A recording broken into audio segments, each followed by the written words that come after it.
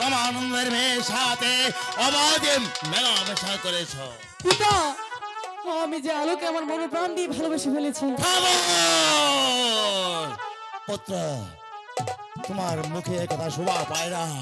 তুমি বড় অনেক বিলাসিতায় বড় হয়েছ, তাই তোমার জন্য ওই চা করে মেয়ে তোমার জন্য নয়, কত শত শত রাজকুমারী বরণ ডালা নিয়ে বসে আছে তোমাকে স্বামিত্বে বরণ করার জন্য। আর তুমি কিনা আমার বাড়ির চাকর রমানন্দের মেয়েকে ভালোবাসো। এ কথা বলতে তোমার লজ্জা হলো না? পিতা, আমি যে কখনোই আলোকে ভুলতে পারবো না পিতা, আপনি আমাকে ক্ষমা করুন পিতা। রাজকুমার, ধৈর্য ধরুন মহারাজ, ধৈর্য ধরুন মন্ত্রী মহাশয়, মহারাজ। অবদ্ধ পুত্রকে শাসন করতে দিন। শোনো পুত্র, তুমি যদি আমার অবদ্ধ হও তাহলে তোমাকে আমি এই বিজয়নগরের সিংহাসন দেব না। পিতা, ওই সিংহাসন আমি চাই না পিতা। খামোশ! ধৈর্য ধরুন মহারাজ, ধৈর্য ধরুন। ইচ্ছে হচ্ছে তোমাকে এই মুহূর্তে আমি পৃথিবী থেকে সরিয়ে দিই। কেন কেন আমার পুত্র প্রেম কি অপরাধ করেছে সেটা আমার এই পৃথিবী থেকে ছেড়ে চলে যেতে হবে? মাগো, এসো প্রেম, আমার বুকে এসো।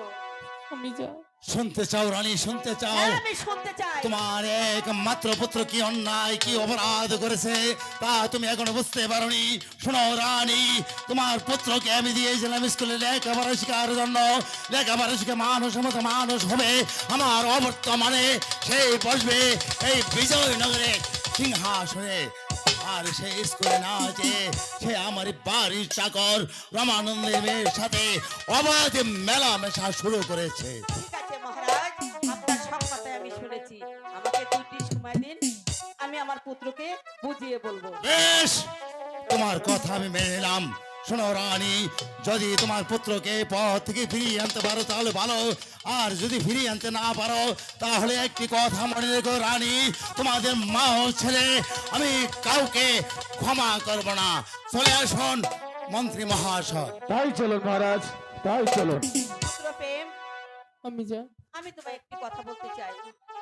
বলুন মা। তুমি ওই রমানন্দের মেয়ে আলোকে ভুলে যাও। মাগো, আমি যে ওই ঠাকুরের দিদি খেয়ে আলোকে আমার মন প্রাণ দিয়ে ভালোবেসে ফেলেছি, আমি কখনোই আলোকে ভুলতে পারবো না মা। আমি তোমাকে ভালো রাজকুমারী থেকে বিয়ে দেব। আমি কাউকে চাই না, আমি যা তুমি ভুলে যাও, তুমি ভুলে যাও, তুমি ভুলে যাও। মাগো।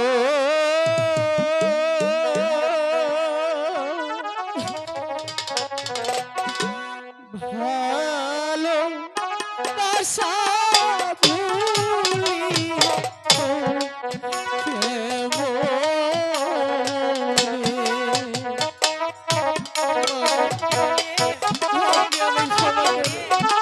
আমি যে আমাকে ভুলতে পারবো না। আমার আশা ছিল ভালোবাসা।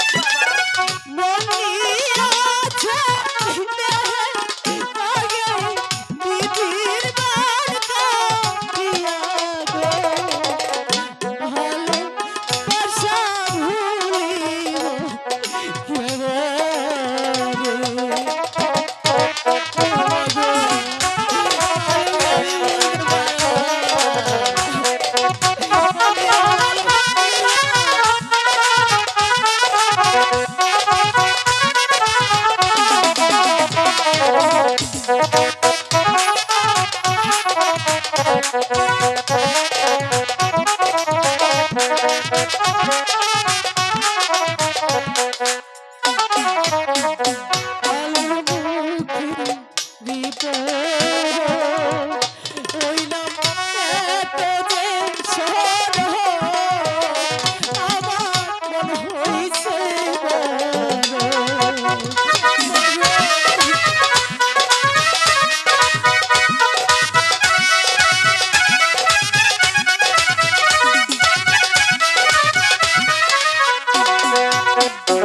আলোর নামে বিরক্ত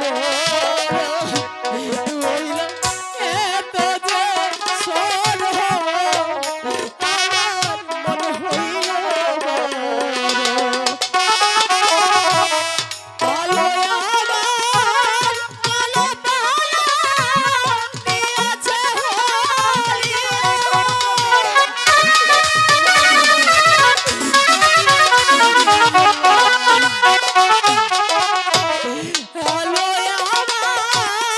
আলো তারা দিয়াছে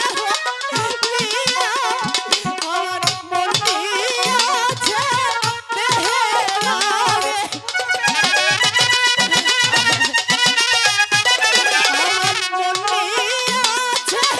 দেহে লাগে ঠিক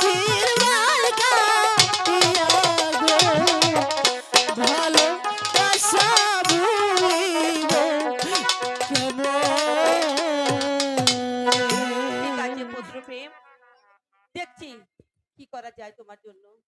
আমি যা আপনি যে করে হোক না কেন ওই আলোকে আমার কাছে ছেড়ে দিন আমি যা ঠিক আছে, তুমি ভিতরে যাও, আমি দেখছি। কোথায় মন্ত্রী সাহেব? আমাকে কিসের জন্য স্মরণ করেছেন? আমি আপনাকে স্মরণ করেছি কিসের জন্য জানেন মন্ত্রী মশাই? বলুন রানী সাহেবা। এই মুহূর্তে আপনি রমানন্দর বাড়িতে যাবেন, যে রমানন্দর মেয়ে আলোকে আর রমানন্দর বউ নীলাবতীকে ছয় সম্মানে আমার রাজ দরবারে হাজির করবে। যদি মহারাজ কিছু বলে রানী সাহেবা। সেজন্য আপনাকে চিন্তা করতে হবে না, যা বলে মহারাজ আমাকে বলবে, যা করতে হয় আমি করব, আপনার কোনো ভয় নেই। ঠিক আছে রানী সাহেবা, আমি তাই করছি। রামানন্দকে ও লীলাবতীকে ও আলোবতীকে আমি আপনার রাজ দরবারে এখনই হাজির করব। ঠিক আছে পুত্র প্রেম, আমি যা এসো আমার সঙ্গে এসো।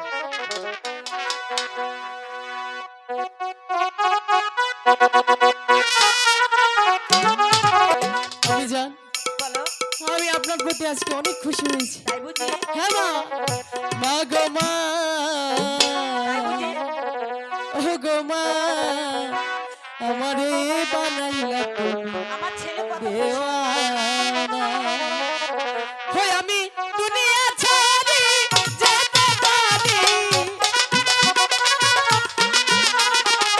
দুনিয়া ছাড়ি যেতে পারি, তোমায় আমি ছাড়ব না মা, তোমায় আমি ছাড়ব না মা গো মা ও গো মা আমারে বানাইলা তুমি দেওয়ানা মা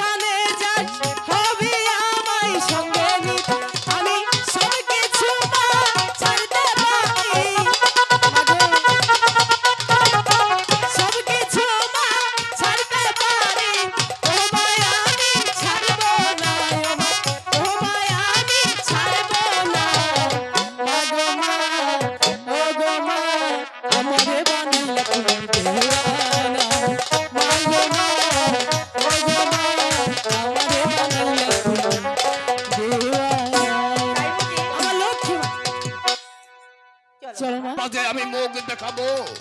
আমাকে মহারাজ বলেছে আমার কুলটা মেয়েকে নিয়ে এ রাজ্য ছেড়ে অন্য রাজ্যে চলে যেতে। বাবা বাবা চুপ! ওই পাপ মুখে তুই আমাকে বাবা বলে ডাকবি না। কেন বাবা, আমি কি করেছি? তুই কি অপরাধ করেছিস বুঝতে পারছিস না? আমরা খুব গরিব, সামান্য বামন হয়ে তাদের দিকে হাত বাড়িয়েছিস। তুই যুবরাজকে ভালোবাসিস, সেই অপরাধে মহারাজ আমাদের রাজ্য ছেড়ে চলে যেতে বলেছে। বাবা না, আর বাবা বলে ডাকবি না। আমার ইচ্ছে হচ্ছে তোকে আমি গলা টিপে হত্যা করি। কেন? আমার মেয়ে কি করেছে? জানো জানো আলোর মা, তোমার মেয়ে কি করেছে জানো? সে যুবরাজকে ভালোবেসেছে, সেই অপরাধে মহারাজ আমাকে রাজ্য ছেড়ে চলে যেতে বলেছে। রামানন্দ ভারী আছো রামানন্দ? ওই দেখ, ওই দেখ পুরামিখি, এবার সবাইকে মরতে হবে। বলুন মন্ত্রীবর কি আদেশ নিয়ে এসেছেন? তোমরা শুধু বেচাবেচি কান্নাকাটি করছো। তোমার স্ত্রী কন্যাকে নিয়ে ওই রাজ দরবারের সম্মানের রানীমা নিয়ে হাজির হতে বলেছি। চল চল হতভাগী, আমি নিজে তোকে বলির খড়গের মুখে দিয়ে আসি। বাবা। হ্যাঁ চলুন মন্ত্রীবর, চলুন। চল, মরতে হয় সবাই একসাথেই মরবো।